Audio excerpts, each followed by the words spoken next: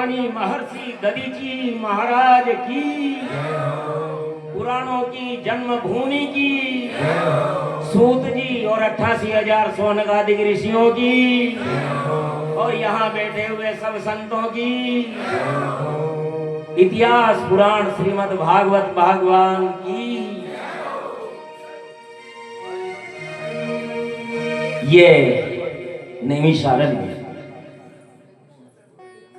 महत्व समझ में आ गया होगा कि हम कहाँ बैठे हैं, और यहाँ बैठ करके अगर हम क्रोध करते हैं तो क्रोध किसकी जड़ है? क्रोध पाप का मूल है ना। इसलिए अगर क्रोध आ गया तो फिर क्या नैमिषारण्य है? अगर कोई क्रोध कर रहा है तो इसका मतलब वो नैमिषारण्य में है ही नहीं, वो कलयुग को साथ में लेकर के आए हैं। हम किसी का सहयोग करने के बजाय किसी को कष्ट दे रहे हैं, मनसा वाचा कर्मणा, किसी का मन दुखा रहे हैं, तो ये भी कलयुग का प्रभाव है। ये भी सिद्ध करता है अगर कोई किसी का मन दुखा रहा है तो कि वो कलयुग को अपने हृदय में बिठा करके लाए हैं।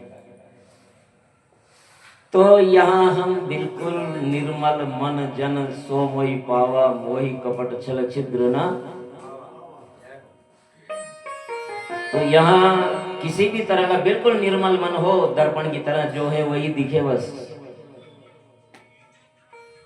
लेकिन जब धूल तो अपने चेहरे पे छाई और दर्पण को साफ करें तो उससे कुछ होने वाला नहीं है। इसलिए हमें अपने आप को ही देखना है, और ये हमारा सौभाग्य है कि हम उस पुण्य धाम में हैं। तो इस प्रकार ये तो नैमिषारण्य धाम है, और इसके बारे में अगर कहने लगे तो पूरे के पूरे 7 दिन भी कम पड़ जाएंगे। 7 दिन क्या, महीनों कम पड़ जाएंगे। नैमिषारण्य तो वो जगह है। लेकिन मैं समझता हूँ कि नैमिषारण्य का महत्व तो सबको समझ में आ गया। कोई ऐसे भी है क्या अपने में जिनको समझ में नहीं आया हो कि ये क्या कह दिया? समझ में नहीं आया हो ऐसा अगर कोई है तो हाथ खड़ा करें। अच्छा, सबको आ गया? जिनको समझ में आ गया वो हाथ खड़ा करें। बहुत अच्छा है। चलो, ये एक बहुत अच्छी बात है कि कथा समझ में आ जाए ना तो दुनिया में कुछ भी समझने की जरूरत नहीं होती। लेकिन एक बात और है, गर्भ के समय जो प्राणी की स्थिति होती है, जो ज्ञान होता है, गर्भ के समय गर्भस्थ शिशु ब्रह्म ज्ञानी होता है साहब,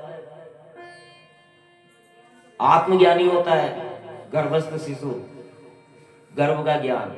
और जब किसी को 4 आदमी 5वें को कंधे पे लेकर के जाते हैं शमशान में, वहां भी ज्ञान होता है। वहां हर आदमी कहता है जीवन क्षण भंगुर है, कोई भरोसा नहीं है, अब तो भगवान का नाम लेने में सार है। और एक कथा में भी होता है ज्ञान। बिल्कुल सही बात है, बहुत अच्छी बात आई है कथा में।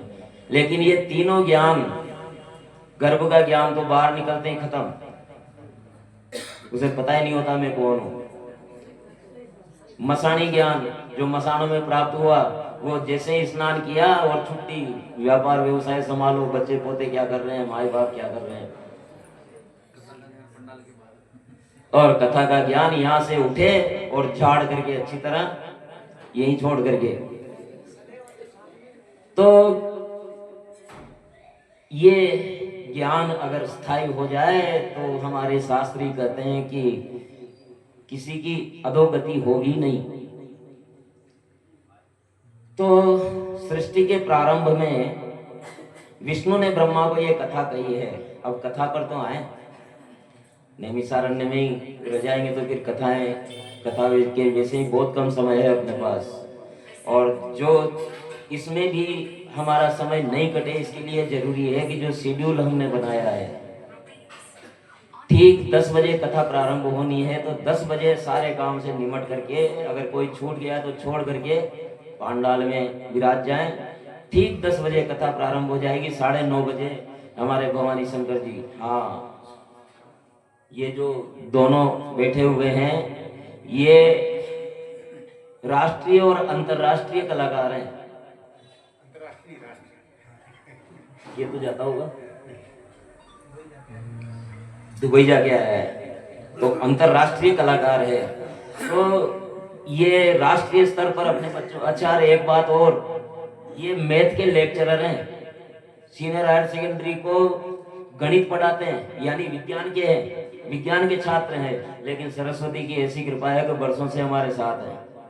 वैसे यहाँ बैठे को जानते हैं नहीं, लेकिन सब जानते हैं ऐसा संभव नहीं है, हो सकता है कुछ नहीं भी जानते हो। और ये महेश गंधर्व, ये भी वर्षों से मेरे साथ है, और ये इसने ऐसे रिकॉर्ड बनाए हैं कि हम भी नहीं बना पाए, दुबई तक जाकर के और डंका बजा के आया है।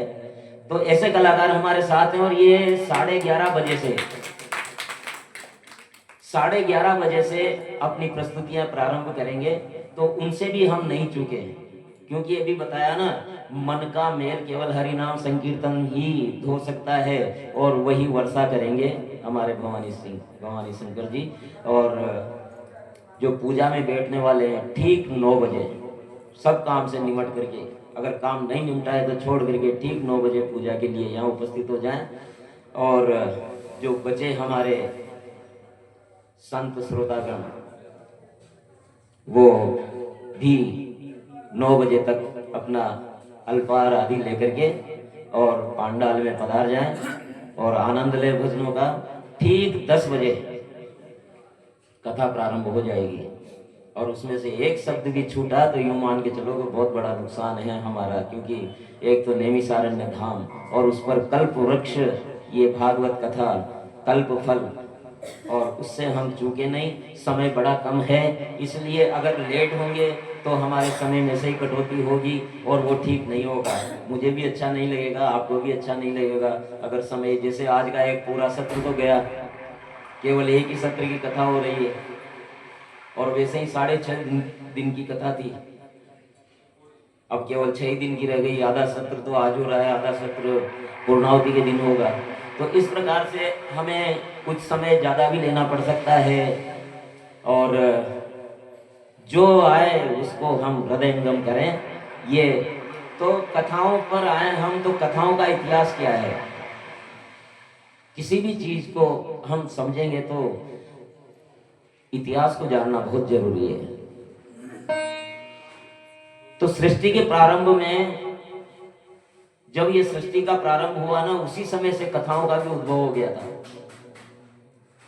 क्योंकि भगवान विष्णु की नाभि से कमल उत्पन्न हुआ, कमल में ब्रह्मा जी पैदा होते ही चारों तरफ देखते हैं तो उनके 4 मुंह हो गए, ऊपर देखते हैं 5वां मुख हो गया कि मैं कौन हूँ, कहाँ से आया हूँ, अब मैं क्या करूँ।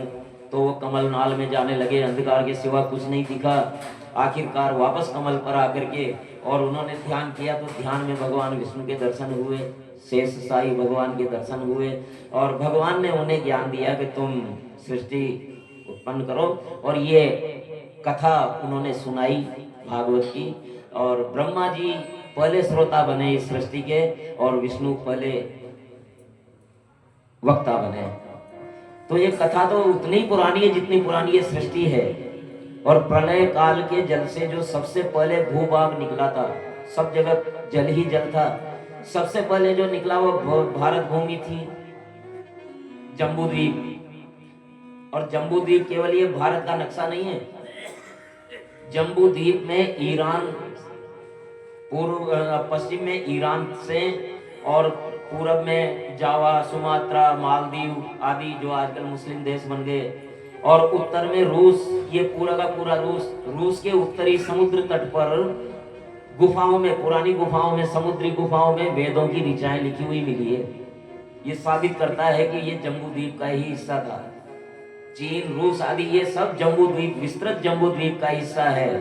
और जम्बूद्वीप में जो सबसे पहले निकला, भूमि का जो पूरा भाग निकला, उसमें सबसे पहले जम्बूद्वीप निकला। उसके बाद जो उसमें भी जो सबसे पहले निकला वो भारतवर्ष निकला।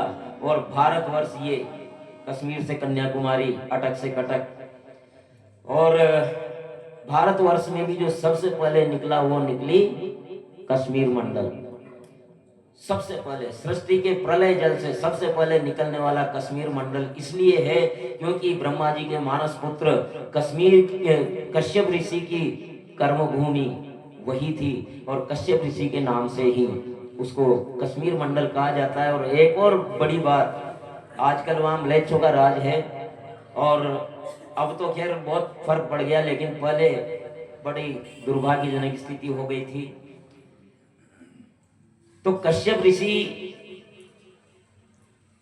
ब्रह्मा जी के मानस पुत्र और उनके नाम पर ये कश्मीर मंडल पड़ा।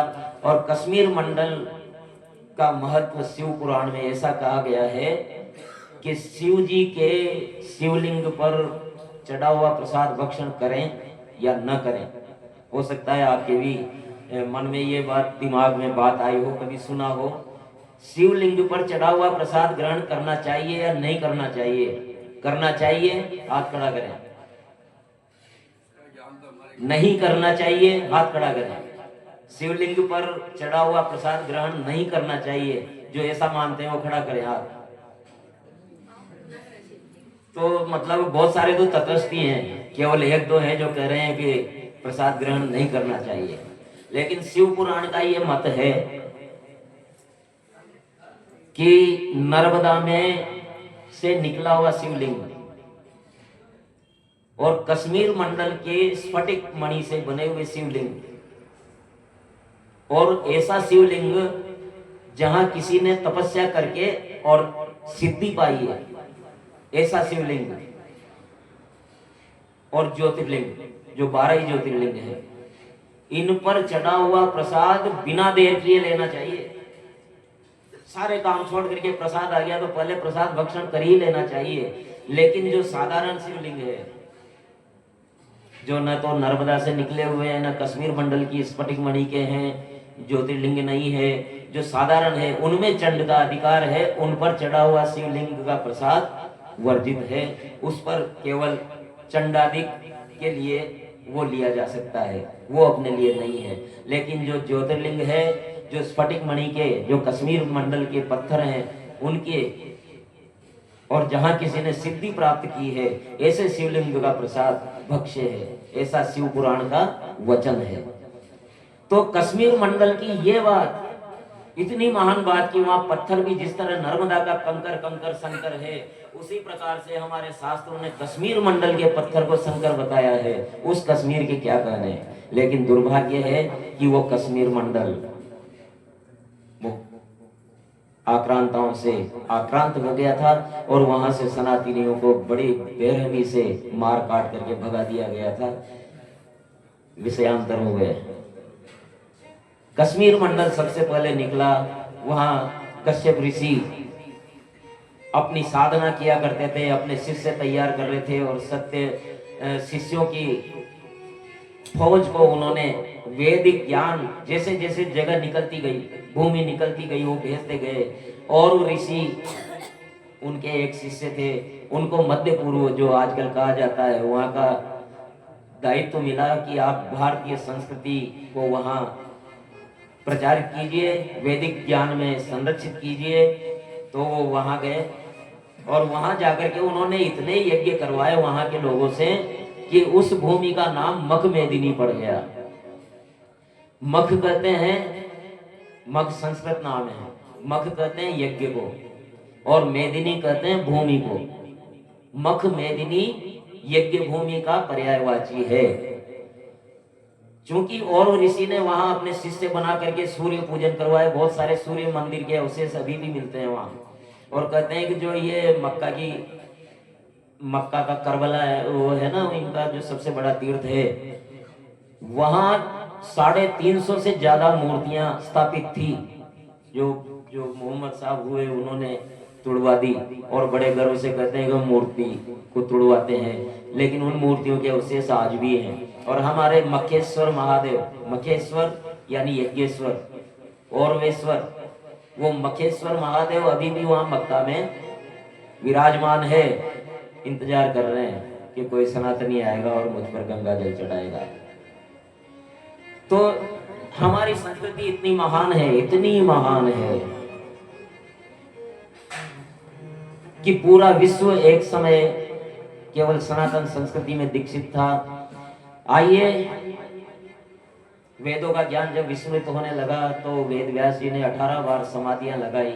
हर समाधि में जो ज्ञान आया वो एक पुराण हुआ और इस प्रकार 18 पुराणों की रचना हुई। और पुराणों का तथ्य क्या रहे, क्या विषय लें, अब सीधा सीधा ज्ञान तो व्यक्ति के दिमाग में आता नहीं है, मस्तिष्क में।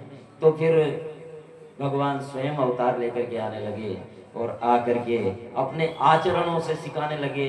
और जो भगवान ने आचरण किए उनको कथानक बना करके पुराणों में, ब्राह्मण शास्त्रों में, शास्त्रों में, ग्रंथों में उन्हें निरूपित किया गया। और आइए एक छोटी सी झांकी हम देखेंगे, क्योंकि समय बहुत हो चुका है। फिर भी मुख्य हम जो ये कथाओं के इतिहास को देख करके और आ रहे हैं, तो फिर भगवान अवतार लेकर के आ रहे हैं। कभी राम ने वन में जाकर ऋषि मुनि को अभय किया। कभी राम ने वन में जाकर ऋषि मुनि अभय किया।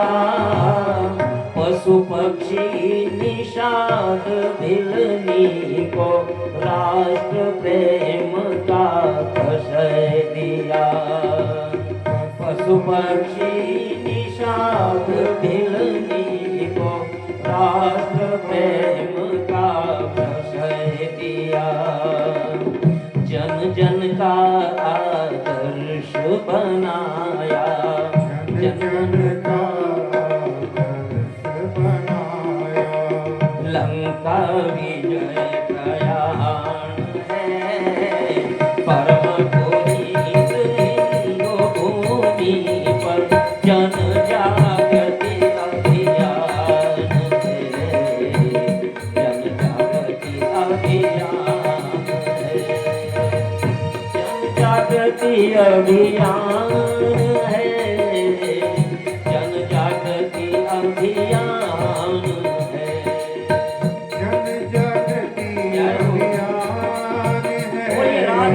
सरकार की।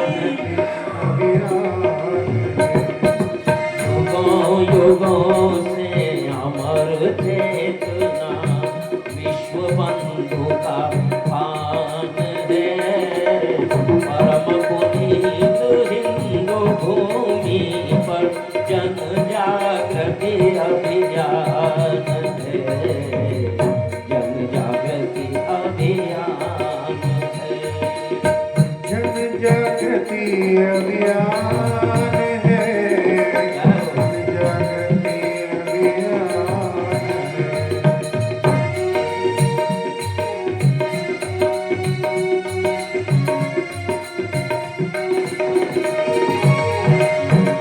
भगवान राम बन गए।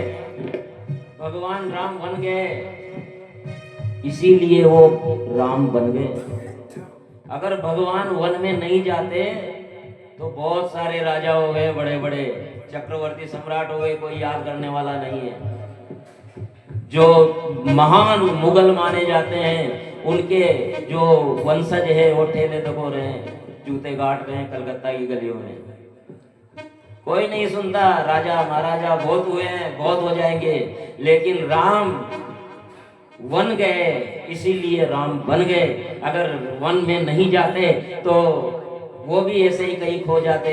लेकिन राम ने वन में क्यों गए? क्योंकि वहां ऋषि मुनियों को अभय करना था। और जो अपने आप को भूल चुके थे, उन निषाद भिलनी पशु पक्षी सबको, चाहे वो जटायु हो, संपाति हो, वानर प्रजाति हो, सभी को इकट्ठा किया, राष्ट्रवाद का ज्वार उठाया और लंका का विजय किया। और लंका को चाहते तो अयोध्या की सेना कोई छोटी मोटी नहीं थी। अयोध्या की सेना इतनी थी कि इंद्र को भी अयोध्या के राजाओं की जरूरत पड़ती थी सहायता के लिए। इंद्र के साथ, इंद्र के लिए युद्ध करने के लिए अयोध्या के राजा कितनी ही बार गए हैं। तो राम को ये छोटी सी लंका जीतने के लिए किसी वन में जाने की जरूरत नहीं थी, बानर भूलो भालू को इकट्ठा करने की जरूरत नहीं थी, लेकिन उनको जनशक्ति का बल दिखाना था। शक्ति क्या होती है एकता की, ये उन्हें दिखाना था। और एक गिलहरी का भी सहयोग होता है, ये दिखाने के लिए भगवान राम ने मर्यादा को स्थापित करने के लिए जन्म लिया और जन जन का आदर्श बना दिया कि लंका कैसे जीती जाती है।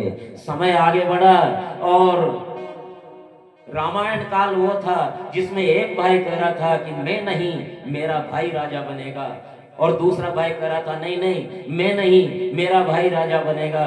लेकिन युग का प्रभाव देखिए, द्वापर में आकर के यही बात बदल गई और दुनिया का सबसे विकराल युद्ध महाभारत भाइयों के बीच में ही लड़ा गया। कर्म योगी श्री कृष्ण चंद्र ने गोवर्धन खुजवाया।